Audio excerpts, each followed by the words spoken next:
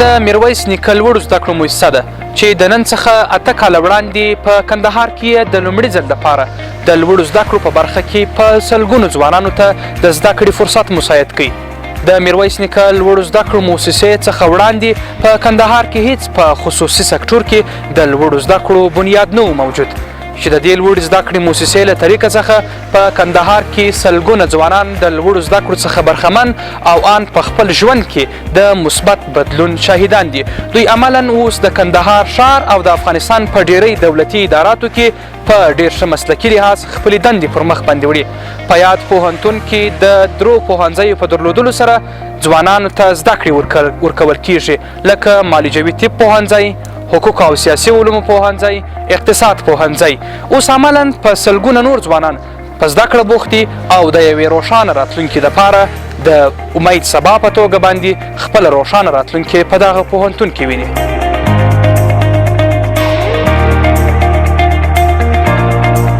د 1490 کال د ژمني سیمسټر د سیمسټر وروستۍ ازموینې دلته اخیستل کیږي چې د طب معالجوي، حقوق او سیاسي علوم او اقتصاد پوهنځی محصلین خپلې ازموینې ورکوي. د میرویس نیکه لوړو زده کړو مؤسسې د علمي معاون ډاکټر نورخالق نور صاحب تر دفتره راغلي یو.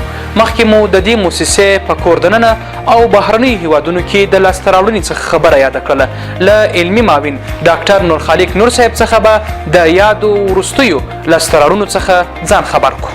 میرویس نیکه لوړو زده کړو مؤسسه د 1490 هجري لمریز کال را په دې خوا د لومړي ځل دپاره په کندهار کې په شخصي سکتور کې د لوړو زده کړو پیل وکړ او په دې لړ کې الحمدلله ورځ تر ورځې پورې موږ پیشرفتونه لرو او اوس فی الحال د طب، حقوق او سیاسي علومو او اقتصاد پوهنځیو محصلین درس لولي.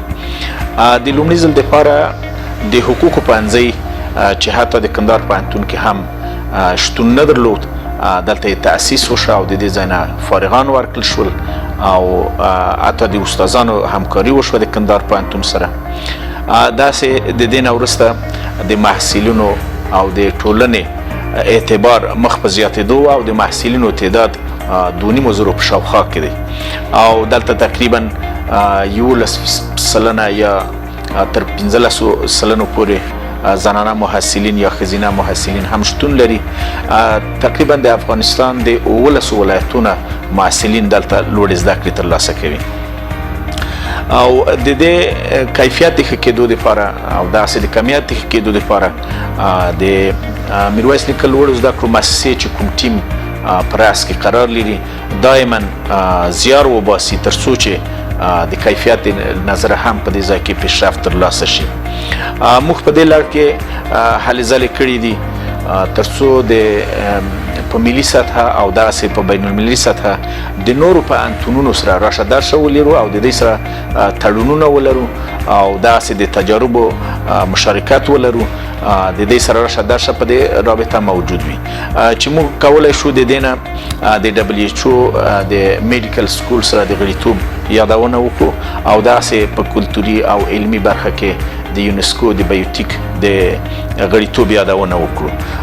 داسې د طب محصلینو دپاره علاوه د دې چې په کندهار کې موږ یو روغتون لرو قدري د یو بل روغتون کار تر لاس لاندې دی چې تقریبا د تعمیر چارې 50% ترسره شوي دي او د دې نه علاوه تر څو چې د محصلینو د طب د محصلینو عملي پریکټیس یا هاوس جاب یا استاج دپاره نور کار کړی وي. بعضې محصلین هند ته ولاړل او د یو کال دپاره به هلته خپل سټاژ ترسره کوي.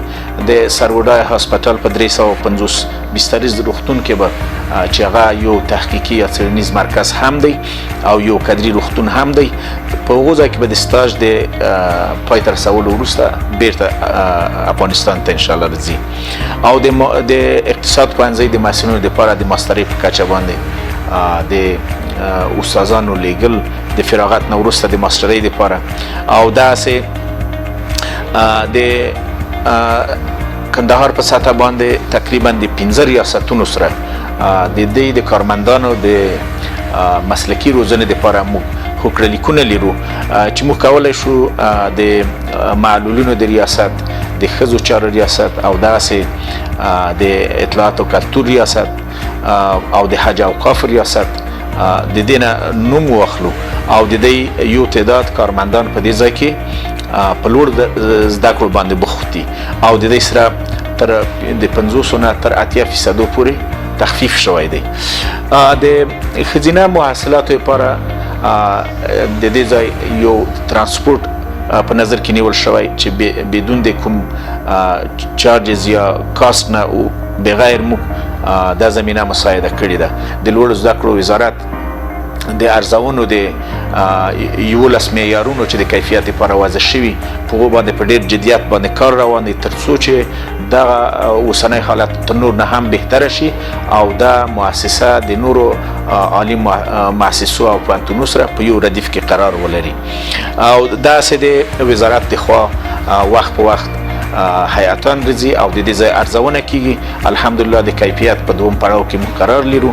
اول پړاو په بریالیتوب سره ترسره شوی او د دریم پړاو لپاره موږ آمادګي نیسو. سږ کال د 10 نه زیات مسلکي ټرینینګونه دایر شول چې په دې کې اکثره استادانو برخه واخیسته او د درس کیفیت د پخوانه الحمدلله ډیر ښه شوی دی.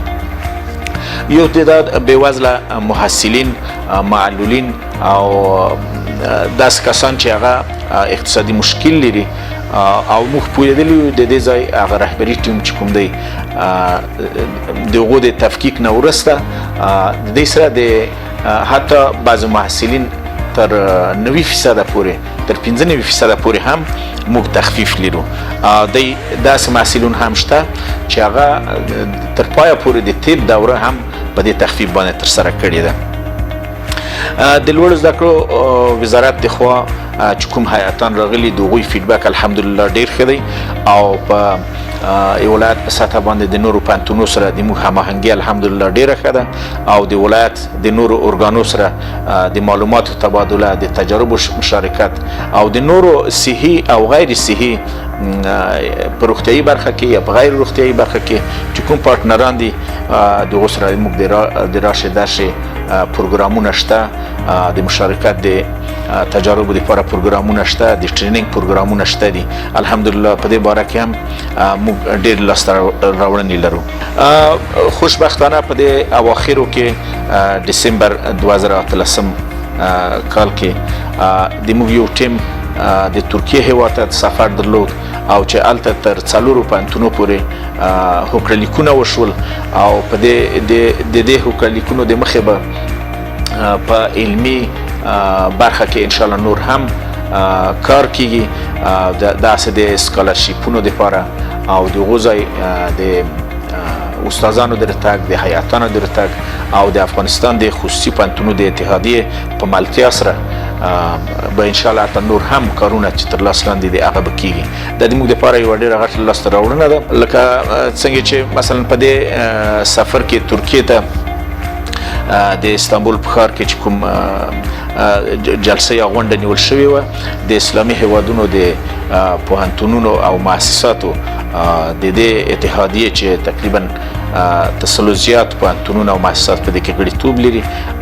افغانستان هم د میرویس نیکه د لوړو زده کړو مؤسسه هم د هغو غړیتوب ترلاسه کړي. د سلګونو محصلینو له جملې څخه یا 2 محصلین د میرویس نیکه لوړو زده کړو مؤسسې په اړه داسې نظر وایي. ښاغلی سید احمد لومړی کس دی چې په دواړو پښو معلول خو د خپل ژوند ارمانونه په میرویس نیکه لوړو زده کړو مؤسسه کې پوره کوي. فعلا په میرویس نیکه پوهنتون کې د لوړو زده کړو د سیاسي علومو پوهنځي حقوق محصل یم. په 1492 کې د کندهار ځای شي لیسې څخه کوم وخت زه فارغه شولم زما همدا هیله وه چې زه به لوړې زده کړې وکړم خو د ډېرو کوششونو نه وتوانېدلم چې همدا هدف ته ورسېږم. خو همدغه هدف مې د میرویس نیکه پوهنتون ښاغلي رئیس صاحب یې همدغه ارمان مره پوره کړي چې د لومړي سیمسټر څخه بیا تر پایه د پوهنتون د فارغت پورې په وړیا ډول زه دلته د یو محصل په توګه ومنلم او په وړیا ډول دلته خپلې زده کړې کوم او غواړم د افغانستان دپاره په راتلونکي کې چې د همدغه پوهنتون څخه فارغه شم په بهرني هېواد کې یو تکړه سفیر په حیث د خپل هیواد لپاره خدمت وکړم. حسینه هستم، ولد سید اسحاق.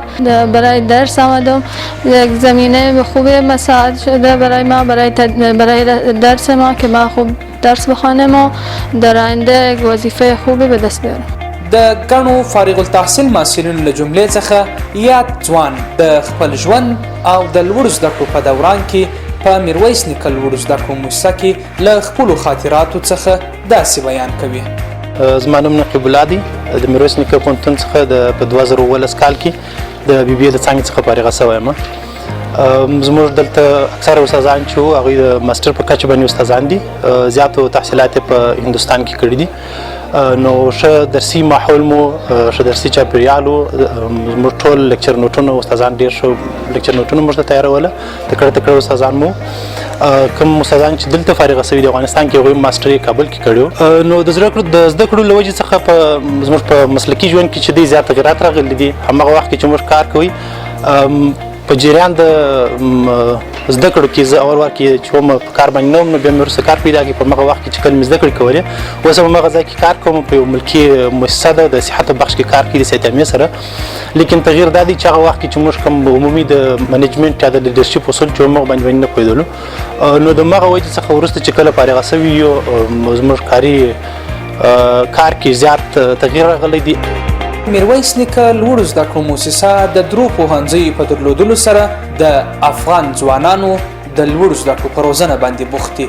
ورځو د درو سرو پوهنځیو د رئیسانو خبرې اورو.